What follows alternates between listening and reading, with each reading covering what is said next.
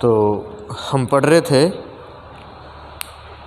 दो घातों, क्या पढ़ रहे थे, दो चरों वाले रैखिक समीकरण, है ना।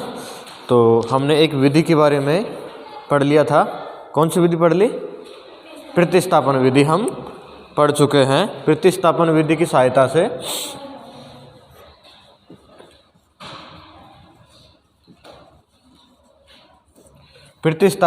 सहायता से हमने x और y चर का क्या निकाल लिया था? मान हमने निकाल लिया था। अब हम दूसरी जो विधि पढ़ने जा रहे हैं उससे भी हम क्या करेंगे, x और y के मान निकालेंगे। लेकिन अब कौन सी विधि पढ़ेंगे हम? विलोपन विधि। कौन सी विधि पढ़ेंगे? विलोपन विधि।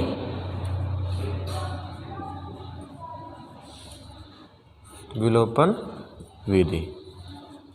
विलोपन विधि की सहायता से हम x और y का क्या करेंगे? मान निकालना सीखेंगे।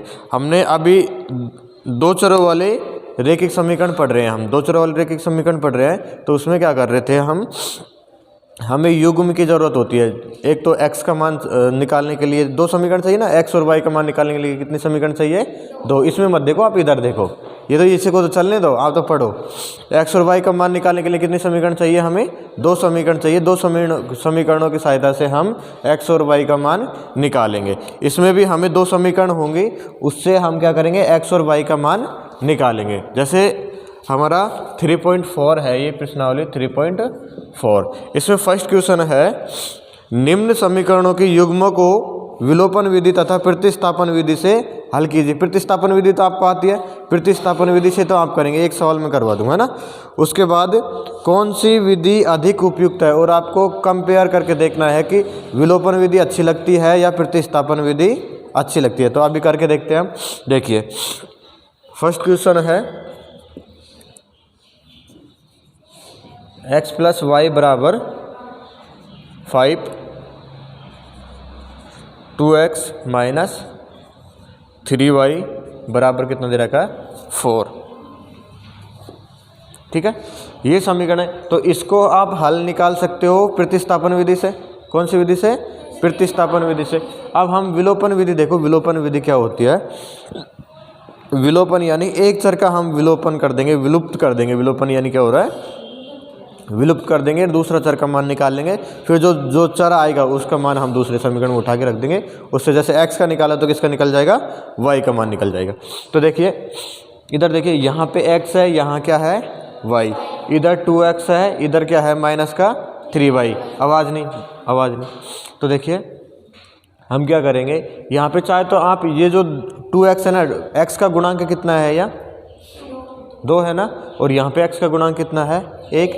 तो आपको क्या करना, चाहे तो आप x का गुणांक समान कर लो, चाहे y का गुणांक समान कर लो। क्या करोगे? चाहे तो x का गुणांक समान करो या y का गुणांक समान करो, तब वो समीकरण क्या होंगे? एक दूसरे से। x का गुणांक समान करेंगे तो x का गुणांक क्या हो जाएगा? कट जाएगा। तो हम देखो, जैसे यहाँ पे y का समान करें तो y का गुणांक कितना है? 3। कितना है? 3। तो मैं यहाँ इधर लिख रहा हूँ 3, है ना। इधर x का, यहाँ पे y का गुणांक इस वाले समीकरण में कितना है? 1 है ना। कितना है? 1। अब इसको तो आप इससे मल्टीप्लाई कर दो और इसको आप कर दो इस वाले से। आ रहा है समझ आपको? तो क्या किया, उस फोन में मत देखो, आप इधर देखो। एक को इससे मल्टीप्लाई किया पूरे से। हाँ, अब देखो ये 3 वज्र गुणन करेंगे। क्या करेंगे? वज्र गुणन। तो 3 को इस पूरी समीकरण से गुणा करा तो हमने क्या आ जाएगा? 3x plus 3y। 3 को देखो x से गुणा करा तो 3x हो गया, 3 को y से गुणा करा तो 3y बराबर 3 को 5 से गुणा करा तो कितना आ गया? 15। आ गया समझ आपको? और इसको 1 से गुणा करेंगे तो यही आएगी पूरी समीकरण। क्या आएगा? 2x माइनस 3y बराबर 4। आ गया समझ आपको? क्या किया हमने, जहाँ y का गुणांक 3 है, चिन्ह नहीं देखना इसमें, बस y का गुणांक देखना। y का गुणांक 3 है, यहाँ पे कितना है? 1। यहाँ 3 लिख दिया, यहाँ क्या लिख दिया? 1।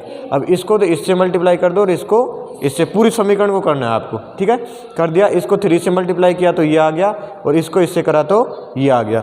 इसे डाल देते हैं हम समीकरण नंबर 1 और इसे डाल देते हैं समीकरण नंबर 2। ठीक है, अब देखिए ये प्लस और ये माइनस कर सकते हैं ना, क्या होंगे? काटेंगे। तो देखिए आप यहाँ लिखेंगे जोड़ने पर। क्या कर दें इनको? जोड़ने पर कोई भी चिन्ह चेंज नहीं होता, कोई भी चिन्ह चेंज नहीं होता ना। तो देखिए ये प्लस माइनस कैंसिल हो गए, कट गए। अब देखो 3 और 2 5x बराबर 15 और 4 कितना हो गया 19। तो x बराबर देखो यहाँ 19, ये x है जो किसके गुणा में है 5 के, तो 5 का चला जाएगा दूसरे पक्ष में जाके बटे में चला जाएगा। तो x का मान कितना आ जाएगा 19/5। सरल है ना सरल, प्रतिस्थापन से भी अच्छी लग रही है ना।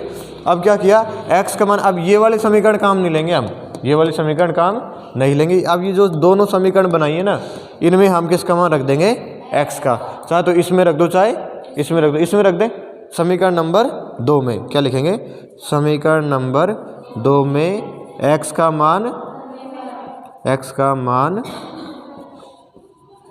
रखने पर, तो रखो। देखो यहाँ है 2x माइनस 3y बराबर 4। यहाँ x की जगह क्या रखना हमें 19/5, तो 2 तो पहले ही है, गुणा में कितना है 19/5 माइनस 3y बराबर कितना 4। अब देखो अगर इसके सामने कोई होता है गुणा तो उसे कट जाता है तो काट देते हैं, लेकिन इसके सामने ये दोनों एक समान संख्या से नहीं कट रहे, तो ऊपर की संख्या जो अंश है अंश से गुणा हो जाएगा, हर है जो हर से गुणा हो जाएगा। तो 19 को 2 से गुणा करें तो 19 दूना कितना हो गया 38/5 माइनस का 3y बराबर 4। अब देखो मैं y को इधर ले जाऊं और ये 4 को इधर को ले आऊं, ठीक है। तो देखो इधर लेके आए हम 38/5, ये 4 को इधर लेके आए तो दूसरे पक्ष से इधर के पक्ष में आने पे क्या होगा चिन्ह चेंज हो जाएगा। तो ये तो हो गया माइनस का, और ये जो 3y था वो दूसरे पक्ष में लेके जाएंगे हम, तो ये किसका हो जाएगा प्लस का हो जाएगा ना। अब देखिए यहाँ पे अब क्या करेंगे लघुत्तम ले लेंगे, एलसीएम लेना आपको आता ही है। इसके नीचे 1 रख देंगे, 5 और 1 का लघुत्तम कितना आएगा 5, आता है ना आपको लघुत्तम लेना। लघुत्तम कैसे लेते हैं 5 और 1 का लघुत्तम इस तरह से, देखो 5 का दिया है ना, तो कितना आ गया ओनली 5 आ गया, क्या आ गया 5।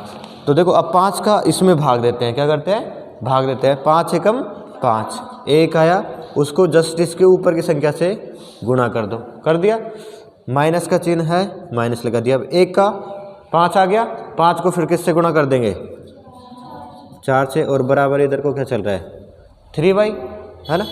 तो 38 को 1 से गुणा किया तो कितना आ गया 38, नीचे दिख रहा है नहीं दिख रहा है, इसमें नहीं दिख रहा ना,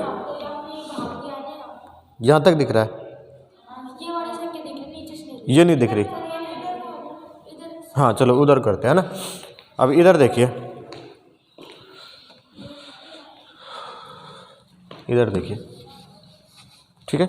यहाँ पे हमने क्या करा इसका एलसीएम ले लिया तो कितना आया 5, और ये कितना आ गया 38 माइनस 5, 5 को 4 से गुणा किया तो कितना आ गया 5 को 20 हो गया ना, वो बराबर 3y। अब देखिए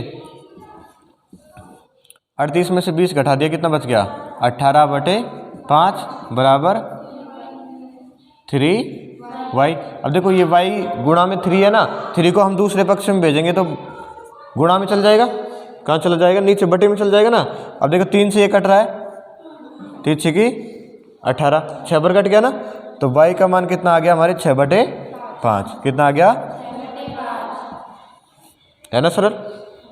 एक बार वापस देख लीजिए, आपको 2 समीकरण दे रखे, समीकरण 1 और समीकरण नंबर, इससे हमें क्या करना है, चाहे तो आप x को समान कर लो चाहे किसको समान कर लो y को। तो हमने y को समान करने के लिए किसका गुणांक देखा y का गुणांक देखा, कितना आ गया 3, इसका गुणांक कितना है y का 1। अब हम इसके वज्र गुणन कर देते हैं उल्टे, यानी इसको इससे गुणा कर दिया और इसको इससे गुणा कर दिया, तो नई समीकरण हमारे पास प्राप्त हो गई।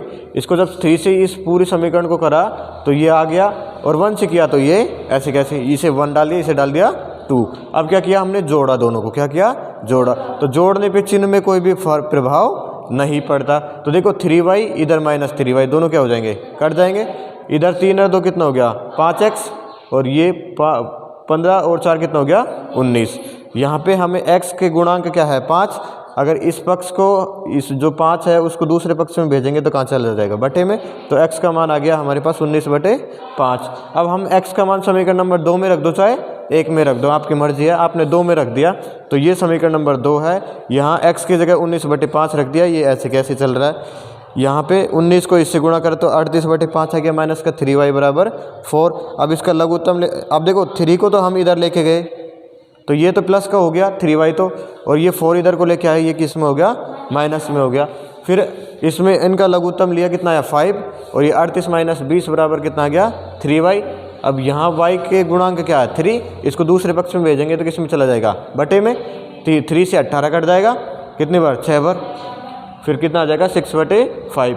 तो x का मान तो कितना आ गया 19/5 और y का मान कितना आ गया 6/5। उतार लीजिए इसे।